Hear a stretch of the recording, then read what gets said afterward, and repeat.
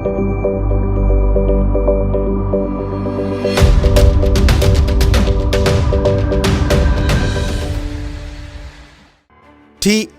Chandran.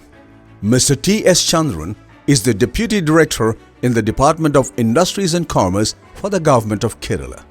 After having completed his post-graduation in economics, he went on to pursue his MBA and later Cooperation and Management. He has 30 years of experience in the Department of Industries, promoting entrepreneurship through MSME sector. He is a specialized trainer for entrepreneurship and specializes in identification of viable sectors for investment in MSME sector. He contributes as a columnist to various publications like Dhanakaryam of Mathrubhumi, Sampadyam, Vyavasaya Kerala, Dhanam, Manorama Daily, among others. He is also a published author and has written 7 books so far. 2 more are on the way. Ladies and gentlemen, let's welcome the Deputy Director in the Department of Industries and Commerce for Government of Kerala, Mr. T.S. Chandran, to VBA Business Summit and Awards 2020. Ladies and gentlemen, let's welcome the Deputy Director in the Department of Industries and Commerce for the Government of Kerala, Mr. T.S. Chandran, to VBA Business Summit and Awards 2020.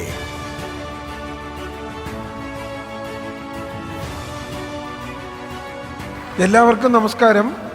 ഈ വിജയി ഭവ എന്ന വലിയ ഒരു ഓർഗനൈസേഷൻ്റെ ഒരു ചെറിയ ഭാഗമാകാൻ കഴിഞ്ഞതിൽ വലിയ സന്തോഷമുണ്ട്. ഈ യൂണിവേഴ്സിറ്റിയിൽ നിന്നും പഠിച്ചിറങ്ങിയ വിജയി ഭവ എന്ന ബിസിനസ് യൂണിവേഴ്സിറ്റിയിൽ നിന്നും പഠിച്ചിറങ്ങിയ അലുമിനി അസോസിയേഷൻ്റെ ഒരു മീറ്റാണ് ഇത് എന്നുള്ളതാണ് ഇതിൻ്റെ ഒരു വലിയ ഹൈലൈറ്റ് എന്ന് പറയുന്നത്. ഈ ഒരു മീറ്റിൽ ഈ ഗവൺമെൻറ് നൽകുന്ന ചെറുകിട സൂക്ഷ്മ ഇടത്തരം വ്യവസായങ്ങൾക്ക് ഗവൺമെൻറ് നൽകുന്ന സപ്പോർട്ടിനെ കുറിച്ച് ചർച്ച ചെയ്യുക എന്ന ഒരു ദൗത്യമാണ് നമുക്കുള്ളത്. ഒത്തിരി സമയം ഇല്ലാത്തതുകൊണ്ട് 2 പ്രധാനപ്പെട്ട കാര്യങ്ങൾ മാത്രം ഫോക്കസ് ചെയ്തുകൊണ്ട് 30 മിനിറ്റ് കൊണ്ട് ഞാനിത് അവസാനിപ്പിക്കാം എന്ന് വിചാരിക്കുന്നു. ഒരു സംരംഭം തുടങ്ങുക എന്ന് പറയുന്ന ഒരു ചെറിയ കാര്യമല്ല എന്ന് നമുക്കൊക്കെ അറിയാം. നല്ല രീതിയിൽ ഒരു സംരംഭം നടത്തുക, നല്ല രീതിയിൽ സംരംഭത്തെ പ്രൊമോട്ട് ചെയ്യുക, കൂടുതൽ ആളുകൾക്ക് തൊഴിൽ കൊടുക്കുക, അത്തരം അറ്റ്മോസ്ഫിയർ ഉണ്ടാക്കുക, അതിന് കുറച്ചും കൂടി സിൻസിയറായ ഒരു എൻ്റർപ്രണേഴ്സിൻ്റെ ഒരു പ്ലാറ്റ്ഫോം ഉണ്ടാക്കുക, ആ രീതിയിലുള്ള ഒരു പ്രവർത്തനവുമായി മുന്നോട്ട് പോകുമ്പോൾ തീർച്ചയായും വലിയ ഒരു സന്തോഷമാണ് നമുക്കുള്ളത്. വ്യവസായ വകുപ്പിനെ സംബന്ധിച്ച് വ്യവസായ വകുപ്പ് കുറേയേറെ കാര്യങ്ങൾ സൂക്ഷ്മ ചെറുകിട ഇടത്തരം വ്യവസായങ്ങളുടെ വികസനത്തിനായിട്ട് ചെയ്യുന്നുണ്ട്. ദൗർഭാഗ്യവശാൽ അതിൻ്റെ എല്ലാ കാര്യങ്ങളും എപ്പോഴും എല്ലാവരിലേക്കും ഒരുപോലെ എത്തണം എന്നില്ല. അത്തരം കാര്യങ്ങൾ ഒന്ന് ഡിസമിനേറ്റ് ചെയ്യുക എന്നുള്ളത് വളരെ ഇമ്പോർട്ടൻ്റ് ആയിട്ടുള്ളൊരു കാര്യമാണ്. 2 കാര്യങ്ങൾ ഊന്നിക്കൊണ്ടാണ് ഈ പ്രോഗ്രാമിൽ ഞാൻ സംസാരിക്കാൻ ഉദ്ദേശിക്കുന്നത്. ഒന്ന്, ഗവൺമെൻറ് വളരെ റീസെൻ്റായി എടുത്തിട്ടുള്ള സംരംഭം തുടങ്ങുന്നതിന് അനുകൂലമായ നടപടികളെക്കുറിച്ച് ഒരു 15 മിനിറ്റ് പറയുക. പിന്നെ ഒരു 15 മിനിറ്റ് നമുക്ക് ഗവൺമെൻറ് നൽകുന്ന ഫിനാൻഷ്യൽ സപ്പോർട്ടിനെ കുറിച്ചുള്ള ഒരു പ്രസൻറ്റേഷനും കൂടി നടത്തുക എന്ന 2 കാര്യങ്ങൾ പറഞ്ഞുകൊണ്ട് ഞാനിത് അവസാനിപ്പിക്കാം. പിന്നീട് ഏതെങ്കിലും രീതിയിലുള്ള ഒരു സംശയങ്ങളോ കാര്യങ്ങളൊക്കെ വരികയാണെങ്കിൽ അത് വെച്ചുകൊണ്ട് നമുക്ക് മുന്നോട്ട് പോകാം. ഇപ്പോൾ നിങ്ങൾക്കറിയാം, കേരളം മറ്റ് സംസ്ഥാനങ്ങളെയൊക്കെ വെച്ച് നമ്മൾ പറയും കേരളം എല്ലാത്തിനും വളരെ പുറകിലാണ്. ആരോഗ്യരംഗത്തും വിദ്യാഭ്യാസ രംഗത്തും സ്ത്രീ സുരക്ഷാ രംഗത്തും അതുപോലെ തന്നെ ഇൻഫ്രാസ്ട്രക്ചർ രംഗത്തും ഒക്കെ നമ്മൾ വളരെ മുമ്പിലാണ്. പക്ഷേ നമ്മൾ ഏതിലാണ് പുറകിൽ എന്ന് ചോദിച്ചാൽ നമ്മളെപ്പോഴും ഒരു എൻ്റർപ്രണർഷിപ്പിൻ്റെ കാര്യത്തിൽ അല്ലെങ്കിൽ ഒരു പ്രൊഡക്റ്റീവ് സെക്ടറിനെ വളർത്തിക്കൊണ്ട് വരുന്ന കാര്യത്തിൽ നമ്മളെപ്പോഴും പുറകിലാണ് എന്നാണ് പറയുന്നത്. നമ്മുടെ ഒരു മെൻറ്റാലിറ്റി പൊതുവെ കേരളത്തിൻ്റെ ഒരു മെൻറ്റാലിറ്റി എന്ന് പറയുന്നത് പൊതുവെ ഒരു എൻ്റർപ്രണർഷിപ്പിനോ വ്യവസായത്തിനോ അനുകൂലമല്ലാത്ത ഒരു ചുറ്റുപാടാണ് എപ്പോഴും നമുക്ക് കാണാൻ കഴിയുക. അതിന് നിരവധി എക്സാമ്പിൾസും ഇപ്പോൾ നമ്മൾ വിചാരിച്ചാൽ പറയാൻ കഴിയും. അപ്പോൾ അത്തരത്തിൽ ഉള്ള ഒരു ക്ലൈമറ്റിൽ നിന്നുകൊണ്ട് വ്യവസായ വകുപ്പും അതുപോലെ മറ്റ് ഗവൺമെൻറ് ഏജൻസികളെല്ലാം തന്നെ ഇപ്പോൾ സൂക്ഷ്മ ചെറുകിട ഇടത്തരം വ്യവസായങ്ങൾ വളർത്തിക്കൊണ്ട് വരുന്നതിന് വളരെ വളരെ പ്രൊആക്റ്റീവായിട്ടുള്ള വളരെയേറെ ഗുണകരമായിട്ടുള്ള നിയമങ്ങളും ചട്ടങ്ങളും ഒക്കെ ഉണ്ടാക്കിക്കൊണ്ട് മുന്നോട്ട് വന്നിട്ടുള്ള ഒരു കാഴ്ചയാണ് നമ്മളിപ്പോൾ കാണുന്നത്. ഈ കഴിഞ്ഞ മാസം മുതൽ, ശരിക്കും പറഞ്ഞാൽ ജനുവരി മാസം മുതൽ വ്യവസായ വകുപ്പ് നടപ്പാക്കി വരുന്ന ഒരു പ്രധാനപ്പെട്ട ഒരു കാര്യമെന്ന് പറയുന്നത് വലിയ ലൈസൻസുകൾ, ലോക്കൽ ബോഡി ലൈസൻസുകളോ മറ്റ് ലൈസൻസുകളോ ഒന്നും ഇല്ലാതെ തന്നെ കേരളത്തിൽ വ്യവസായ മേഖല, SME സെക്ടർ, സൂക്ഷ്മ ചെറുകിട ഇടത്തരം വ്യവസായങ്ങൾ വളർത്തിക്കൊണ്ട് വരുന്നതിന് പര്യാപ്തമായ ഒരു നിയമം 2019 നവംബറിൽ കേരളത്തിലെ നിയമസഭ പാസ്സാക്കുകയും കഴിഞ്ഞ ജനുവരി മുതൽ 2020 ജനുവരി മുതൽ വ്യവസായ വകുപ്പ് അത് ഇംപ്ലിമെൻ്റ് ചെയ്ത് വരികയും ചെയ്യുകയാണ്. ഈ ഒരു ചേഞ്ച് എന്ന് പറയുന്നത് രാജസ്ഥാൻ ഗവൺമെൻറ്റാണ് ഈ ഒരു ഇതുപോലൊരു നിയമം നേരത്തെ കൊണ്ടുവന്നിട്ടുള്ളത് എന്നുള്ളതാണ്. അപ്പോൾ കേരളത്തിലെ രാജസ്ഥാൻ ഗവൺമെൻറ് കഴിഞ്ഞാൽ പിന്നീട് കൊണ്ടുവരുന്ന വളരെ ബൃഹത്തായ ഒരു നിയമമാണ് ഈ പറയുന്ന ഒരു നിയമം എന്ന് പറയുന്നത്. 2019 സൂക്ഷ്മ ചെറുകിട ഇടത്തരം വ്യവസായങ്ങൾ സുഗമമാക്കൽ ബിൽ എന്ന പേരിലാണ്, സുഗമമാക്കൽ ആക്ട് നിയമം എന്ന പേരിലാണ് ഇത് അറിയപ്പെടുന്നത്.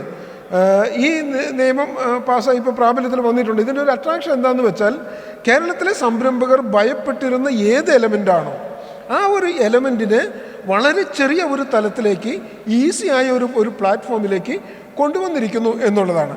ഇതിൽ പറയുന്നത്, ഈ 2019 നിയമത്തിൽ പറയുന്നത്, ഒരു കേരളത്തിലെ ഒരു സംരംഭകൻ കേരളത്തിലൊരു സംരംഭം നടത്തുവാൻ ആഗ്രഹിക്കുന്നു എങ്കിൽ ഇപ്പോൾ മുൻകൂർ ലൈസൻസുകളോ അനുമതികളോ ഒന്നും ഇല്ലാതെ തന്നെ അവർക്ക് ഈ സംരംഭം തുടങ്ങുന്നതിനുള്ള സൗകര്യം സർക്കാർ ഇതിനാൽ നൽകുന്നു. അപ്പോൾ ഇതിന് മുൻകൂർ അനുമതി വേണം എന്ന് പറഞ്ഞിട്ടുള്ള 4-5 നിയമങ്ങളെ ഞങ്ങൾ ഭേദഗതി ചെയ്യുന്നു, അമെൻഡ് ചെയ്യുന്നു. ആ നിയമങ്ങൾ അമെൻഡ് ചെയ്തുകൊണ്ട് ഒരു ആക്ട് ആയി ഈ നിയമത്തെ കൊണ്ടുവരുന്നു. Panchayat Raj act, municipal act. അപ്പോൾ അതുപോലുള്ള ഈ എവിടെ നിൽക്കുന്നതാണോ നമ്മുടെ പുറകിലോട്ട് വലിക്കുന്നത്, അത്തരം നിയമങ്ങളെയൊക്കെ അമെൻഡ് ചെയ്തുകൊണ്ട് മുൻകൂർ ലൈസൻസ് ഒന്നും എടുക്കാതെ തന്നെ സൂക്ഷ്മ ചെറുകിട ഇടത്തരം വ്യവസായങ്ങൾ തുടങ്ങുന്നതിനുള്ള അനുമതി നൽകുന്നു എന്നുള്ളതാണ് ഈ നിയമത്തിൻ്റെ ഒരു കാതലായ വശം എന്ന് പറയുന്നത്. ഇത് പല മീഡിയയിലും ഒത്തിരി സംരംഭകർ അറിഞ്ഞിട്ടുള്ള, ചർച്ച ചെയ്തിട്ടുള്ള ഒരു കാര്യം തന്നെയാണ്. പക്ഷേ അതിൻ്റെ 2-3 സൂക്ഷ്മ തലങ്ങളിലുള്ള കാര്യങ്ങളാണ് ഞാൻ പറയാൻ ആഗ്രഹിക്കുന്നത്. ഇതിൽ പറയുന്നൊരു പ്രധാനപ്പെട്ട കാര്യം എന്ന് പറയുന്നത്, 10 കോടി രൂപ വരെ ഇൻവെസ്റ്റ്മെൻറ്റ് ലിമിറ്റിൽ വരുന്ന സ്ഥാപനങ്ങളാണ് ഈ ആക്ട് അനുസരിച്ച് തുടങ്ങാൻ കഴിയുക. ഒന്നാമത്തെ കാര്യം. 10 കോടി എന്ന് പറയുമ്പോൾ നമുക്കറിയാം, അതിൽ പ്ലാന്റും മെഷീനറിയും മാത്രമേ വരുന്നുള്ളൂ. ലാൻഡ്, ബിൽഡിങ്, അതുപോലെ മറ്റ് ഡൈ സെറ്റുകൾ, ഇലക്ട്രിഫിക്കേഷൻ, ഫർണിച്ചർ, ഓഫീസ്, ഈ സെറ്റപ്പ് ഒന്നും തന്നെ ഈ ഇൻവെസ്റ്റ്മെൻറ്റിൽ വരുന്നില്ല. അതായത് പ്ലാന്റിലും മെഷീനറിയിലും 10 കോടി രൂപ വരെ ഇൻവെസ്റ്റ്മെൻറ്റുള്ള വരുന്ന ഏതൊരാൾക്കും ഈ നിയമത്തിനനുസരിച്ച് 3 വർഷം ലൈസൻസ് ഇല്ലാതെ തന്നെ പ്രവർത്തിപ്പിക്കുന്നതിനുള്ള അനുമതി ലഭിക്കും. അതോടൊപ്പം തന്നെ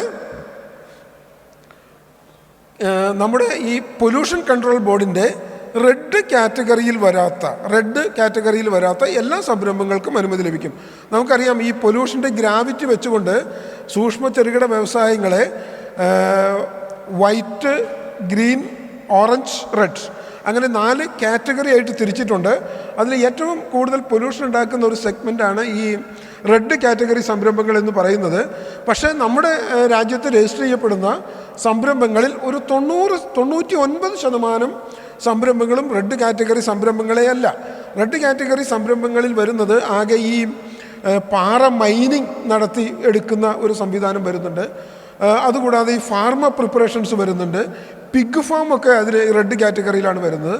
അപ്പോൾ അതുപോലെ വളരെ കുറച്ച് സംരംഭങ്ങൾ, അതുപോലെ ഈ ഓയിൽ റിഫൈനറീസ്, അതുപോലുള്ള കുറച്ച് സംരംഭങ്ങൾ മാത്രമേ ഈ റെഡ് കാറ്റഗറിയിൽ വരുന്നുള്ളൂ.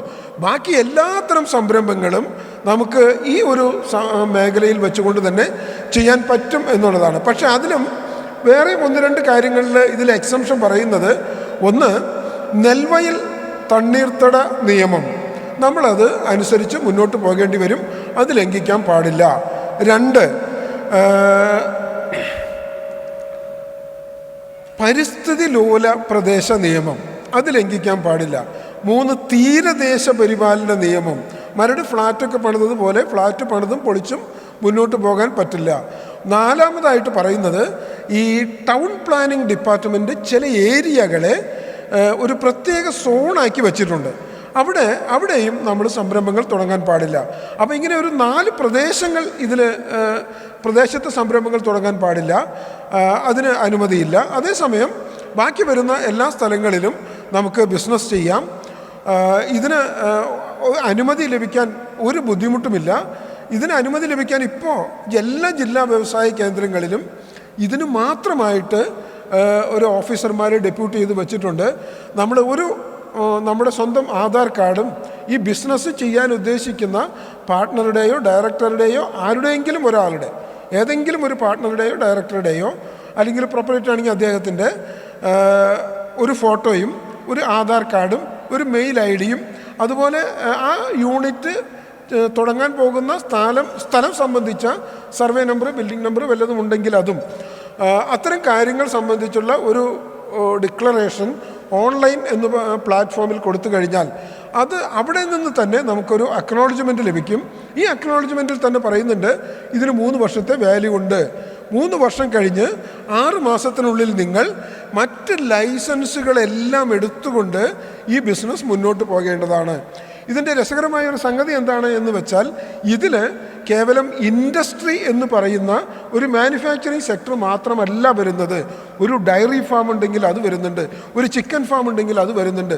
അതുപോലെ ഏതൊക്കെ ഇൻകം ജനറേറ്റിംഗ് ആക്ടിവിറ്റികളാണെങ്കിൽ കൂടി, നല്ലൊരു ട്രേഡ് ആണെങ്കിൽ കൂടി, നല്ലൊരു ബിസിനസ് ആണെങ്കിൽ കൂടി നമുക്ക് അതിനുള്ള ലൈസൻസുകളും കാര്യങ്ങളും ഒക്കെ തന്നെ 3 വർഷത്തേക്ക് എക്സംപ്റ്റ് ചെയ്തുകൊണ്ട് ഇപ്പോൾ ഇത് തുടങ്ങുന്നതിനുള്ള ഒരു സൗകര്യമുണ്ട് എന്നുള്ളതാണ് ഏറ്റവും അനുകൂലമായ ഒരു സാഹചര്യം എന്ന് പറയുന്നത്. ഇങ്ങനെ പറയുമ്പോഴും നമുക്കൊരു ആശങ്കയുണ്ടാവും. ഇങ്ങനെ പറയുമ്പോഴും 3 വർഷം കഴിഞ്ഞിട്ട് ലൈസൻസിന് ശ്രമിച്ചാൽ മതിയോ? അതിനും വളരെ ബൃഹത്തായ ഒരു നിയമം 2018 സംസ്ഥാന ഗവൺമെൻറ് പാസ്സാക്കിയിട്ടുണ്ട്. അതാണ് investment promotion and facilitation act. Investment promotion and facilitation act 2018 കൊണ്ടുവന്ന നിയമമാണ്.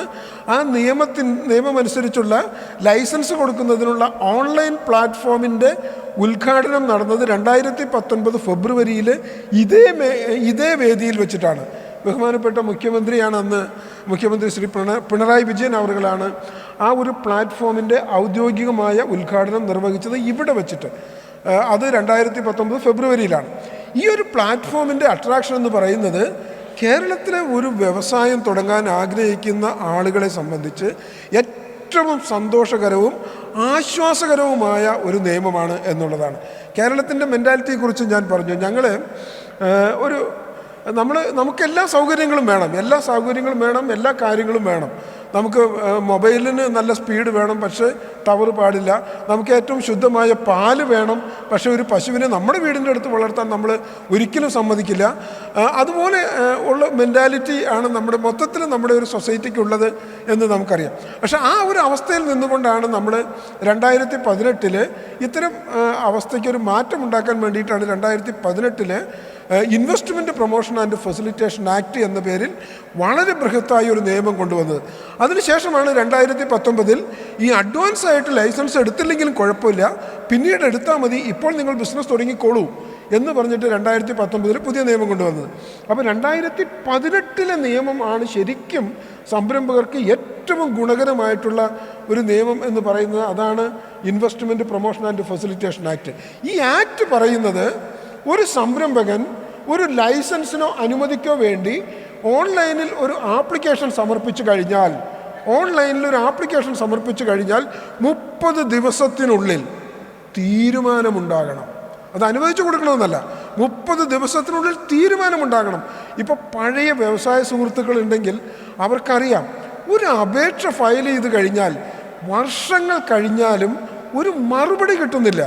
എനിക്കിത് തുടങ്ങാൻ പറ്റുമോ ഇല്ലയോ എന്നത് സംബന്ധിച്ച് ഈ ഒരു അവസ്ഥയായിരുന്നു കേരളത്തിലുണ്ടായിരുന്നത്. അതിൽ നിന്നുമാണ് നമ്മൾ പറയുന്നത്, നിങ്ങൾ ഈ ഓൺലൈനിൽ ഫുൾ ഫ്ലെഡ്ജഡ് ആയിട്ട് അതിൻ്റെ എല്ലാ കണ്ടീഷനും സാറ്റിസ്ഫൈ ചെയ്തുകൊണ്ട് ഒരു ആപ്ലിക്കേഷൻ നിങ്ങൾ സബ്മിറ്റ് ചെയ്ത് കഴിഞ്ഞാൽ ആ അപേക്ഷയിൽ കുറവുകളുണ്ട് എങ്കിൽ 15 ദിവസത്തിനുള്ളിൽ സംരംഭകനെ വിളിച്ച് അറിയിച്ച് ആ കുറവുകൾ പരിഹരിപ്പിക്കണം. ഇനി ഇത് കൊടുക്കാൻ പറ്റാത്തൊരു സ്ഥലത്തോ അല്ലെങ്കിൽ ആ രീതിക്കാണ് അപേക്ഷ എങ്കിൽ അത് തീരുമാനമെടുത്ത് റിജക്റ്റ് ചെയ്യണം. ഇനി ഇതിന് ഒരു തീരുമാനവും എടുത്തില്ല എങ്കിൽ സത്യത്തിൽ ഒരു ഡീംഡ് ലൈസൻസ് കൊടുക്കുമെന്നാണ് പറഞ്ഞിരുന്നത്. ഇപ്പോൾ ഡീംഡ് ലൈസൻസ് അല്ല, ക്ലിയർ കട്ടായിട്ടുള്ള ഒരു ലൈസൻസ് ഈ ബിസിനസ് എങ്ങനെയാണോ ആസൂത്രണം ചെയ്തിട്ടുള്ളത്, എങ്ങനെയാണ് ഫോർകാസ്റ്റ് ചെയ്തിട്ടുള്ളത്, അതുപോലെ ചെയ്യുന്നതിനുള്ള ഒരു പെർമിറ്റ് ഈ 30 ദിവസം കഴിഞ്ഞാൽ അദ്ദേഹത്തിന് സ്വന്തം മെയിൽ ഐ ഡിയിൽ നിന്നും പ്രിൻ്റ് എടുത്ത് ഉപയോഗിക്കാവുന്ന തരത്തിലേക്ക് K-Swift എന്ന് പറയുന്ന ഓൺലൈൻ പ്ലാറ്റ്ഫോം ഇന്ന് പൂർണ്ണമായ തോതിൽ പ്രവർത്തനക്ഷമമാണ് എന്ന് പറയാൻ ഞാൻ ആഗ്രഹിക്കുകയാണ്. ഇപ്പോൾ K-Swiftലെ ആപ്ലിക്കേഷൻ അപ്ലോഡ് ചെയ്യാൻ സാധാരണ കുറച്ച് സംരംഭകർക്ക് കുറേ ബുദ്ധിമുട്ടുണ്ട്, കുറേ പ്രയാസങ്ങൾ അവർ നേരിടുന്നുണ്ട്.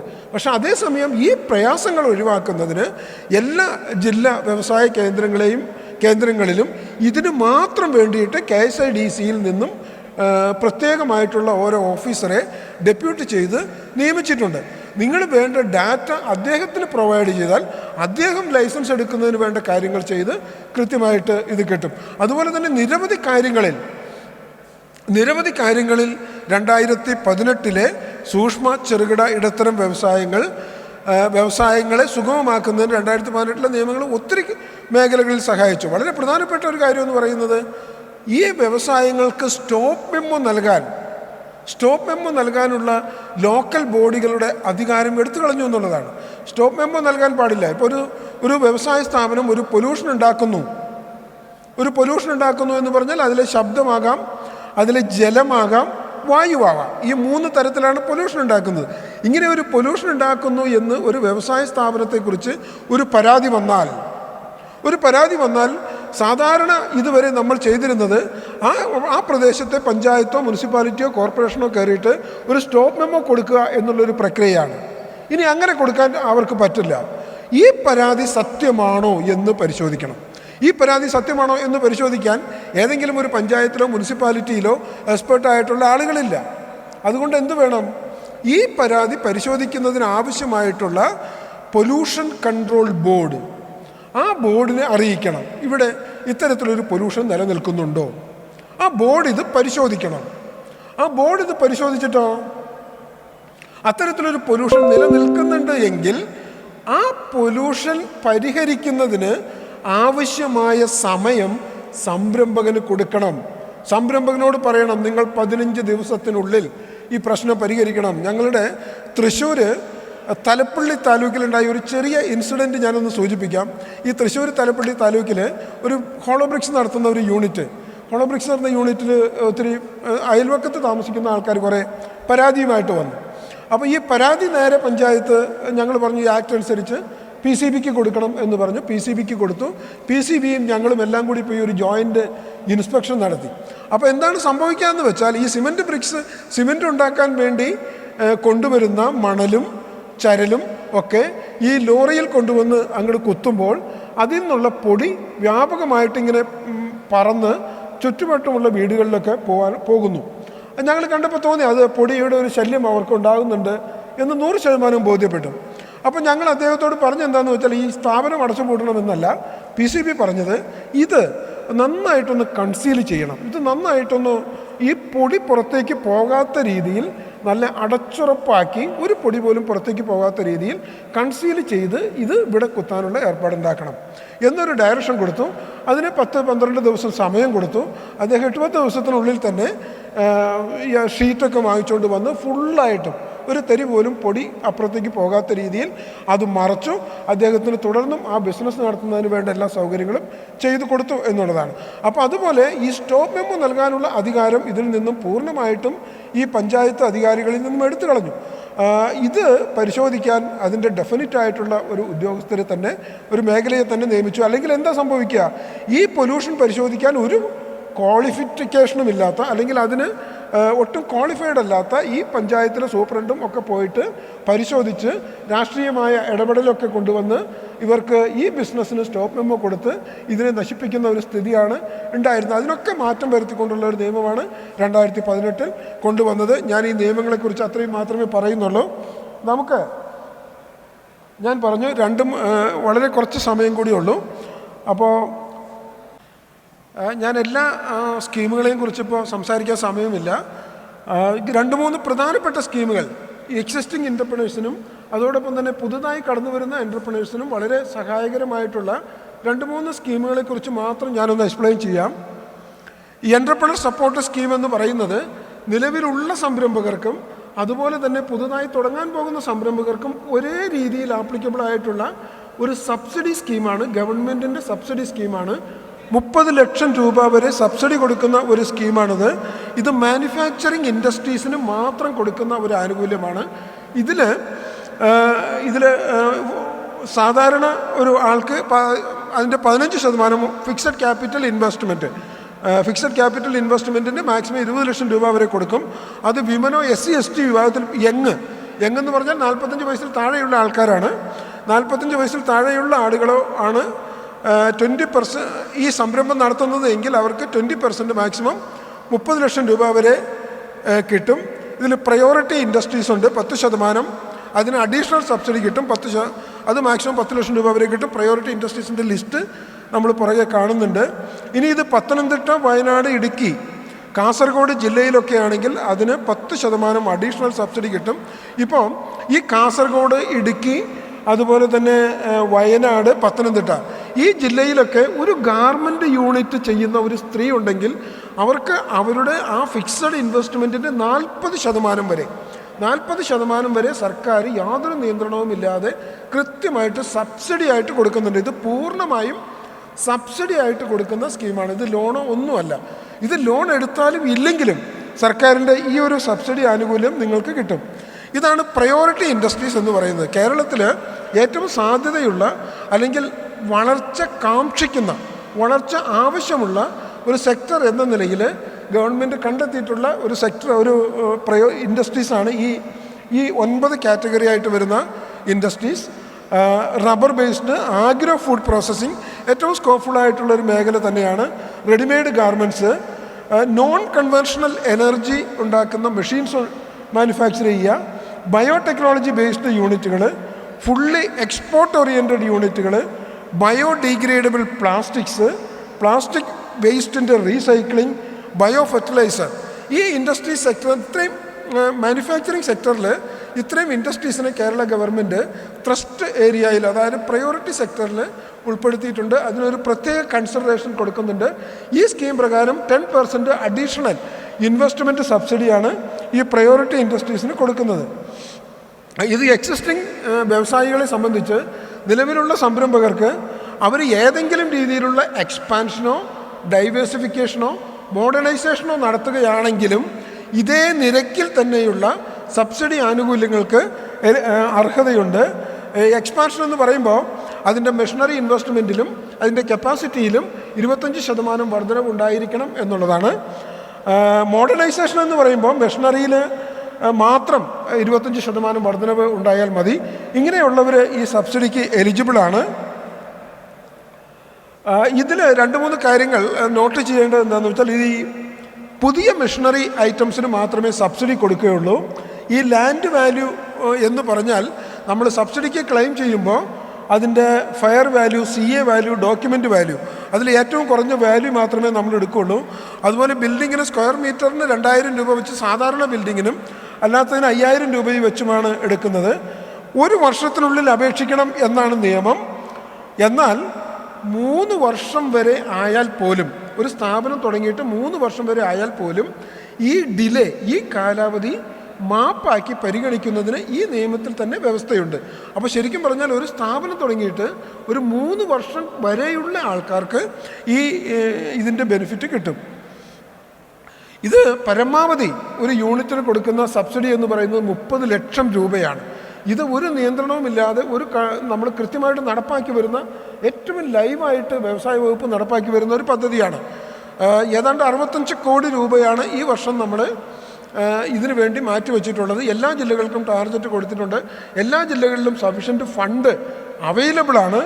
ഒരു ചെറിയ തയ്യൽ യൂണിറ്റ് തുടങ്ങിയാൽ പോലും നമുക്കിതിൽ നിന്ന് പൈസ കിട്ടും. ഒരു ഫ്ലോർ മില്ല് തുടങ്ങിയാൽ കിട്ടും, ഒരു ഓയിൽ മില്ല് തുടങ്ങിയാൽ കിട്ടും, ഒരു ഫർണിച്ചർ യൂണിറ്റ് തുടങ്ങിയാൽ കിട്ടും, ഒരു ബേക്കറി പ്രൊഡക്ഷൻ യൂണിറ്റ് തുടങ്ങിയാൽ കിട്ടും. അതുപോലെ ഏത് തരത്തിലുള്ള ഒരു മാനുഫാക്ചറിങ് ഇൻഡസ്ട്രി തുടങ്ങിയാലും സർക്കാരിൻ്റെ ഒരു അസിസ്റ്റൻസ് കിട്ടുന്ന ഒരു സ്കീമാണ്.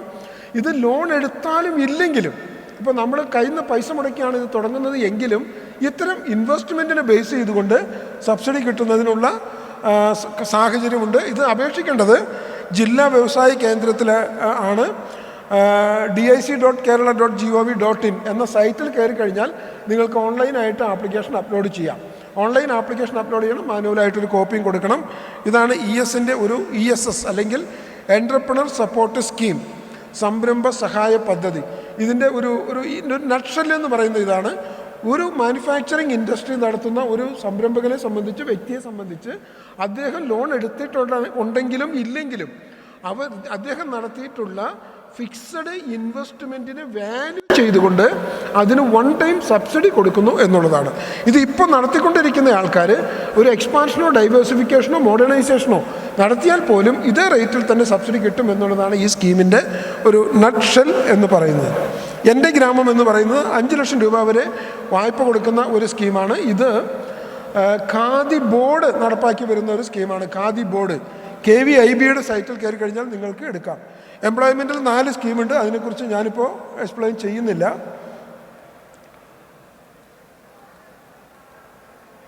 ഇത് വളരെ പ്രധാനപ്പെട്ട, ശരിക്കും പറഞ്ഞാൽ ഏറ്റവും നല്ല രീതിയിൽ നടപ്പാക്കി വരുന്ന ബൃഹത്തായ ഒരു സെൻട്രൽ ഗവൺമെൻറ് സ്കീമാണ് prime minister's employment generation programme. ഇതെന്താണ് ഇതിൻ്റെ ഒരു അട്രാക്ഷൻ എന്ന് ചോദിച്ചാൽ, ഇതിൽ ഒരു ഏജ് ലിമിറ്റ് ഇല്ല, ഒരു ഇൻകം ലിമിറ്റ് ഇല്ല. എഡ്യൂക്കേഷണൽ ക്വാളിഫിക്കേഷൻ EQ ആകെ പറയുന്നത് മാനുഫാക്ചറിങ് സെക്ടറിൽ 10 ലക്ഷം രൂപയ്ക്ക് മുകളിൽ വായ്പ എടുക്കണമെങ്കിലും സർവീസ് സെക്ടറിൽ 5 ലക്ഷം രൂപയ്ക്ക് മുകളിൽ വായ്പ എടുക്കണമെങ്കിലും 8ാം ക്ലാസ് പാസ്സായിരിക്കണം എന്നുള്ളതാണ്. ഇത് നമ്മളെ എന്തോ കളിയാക്കുന്ന പോലെയാണ് സത്യത്തിൽ തോന്നുക. വെറും 8ാം ക്ലാസ് പാസ്സായിരുന്ന എന്നുള്ളതാണ് ഈ ലിമിറ്റ് എന്ന് പറയുന്നത്. ഇത് 2008 മുതൽ നടപ്പാക്കി വരുന്ന ഒരു ബൃഹത്തായ സ്കീമാണ്. ഒരു മാനുഫാക്ചറിങ് യൂണിറ്റിന്, ഒരു പുതിയ ഒരു സംരംഭകനെ സംബന്ധിച്ച് ഏറ്റവും അട്രാക്റ്റീവായിട്ടുള്ള ഒരു ലോൺ സ്കീമാണിത്. ഒരു മാനുഫാക്ചറിങ് ഇൻഡസ്ട്രീസിന് 25 ലക്ഷം രൂപ വരെയും ഒരു സർവീസ് യൂണിറ്റ് ആണെങ്കിൽ 10 ലക്ഷം രൂപ വരെയും പരമാവധി ലോണായിട്ട് കിട്ടുന്നു. ഇത് 2 രീതിയിൽ ഈ സ്കീമിൽ സബ്സിഡി കൊടുക്കുന്നു എന്നുള്ളതാണ് ഈ സ്കീമിൻ്റെ ഒരു അട്രാക്ഷൻ. ഇതിൽ ഒരു സ്പെഷ്യൽ കാറ്റഗറി ഉണ്ട്, ഒരു ജനറൽ കാറ്റഗറി ഉണ്ട്. എല്ലാ വനിതകളെയും സ്പെഷ്യൽ കാറ്റഗറി എന്നുള്ള ഗണത്തിലാണ് പെടുത്തിയിട്ടുള്ളത്. എല്ലാ SC/ST-കാരെയും സ്പെഷ്യൽ കാറ്റഗറിയിലാണ് പെടുത്തിയിട്ടുള്ളത്. എല്ലാ OBC-കാരെയും സ്പെഷ്യൽ കാറ്റഗറിയിലാണ് പെടുത്തിയിട്ടുള്ളത്. എല്ലാ മൈനോറിറ്റിക്കാരെയും സ്പെഷ്യൽ കാറ്റഗറിയിലാണ് പെടുത്തിയിട്ടുള്ളത്.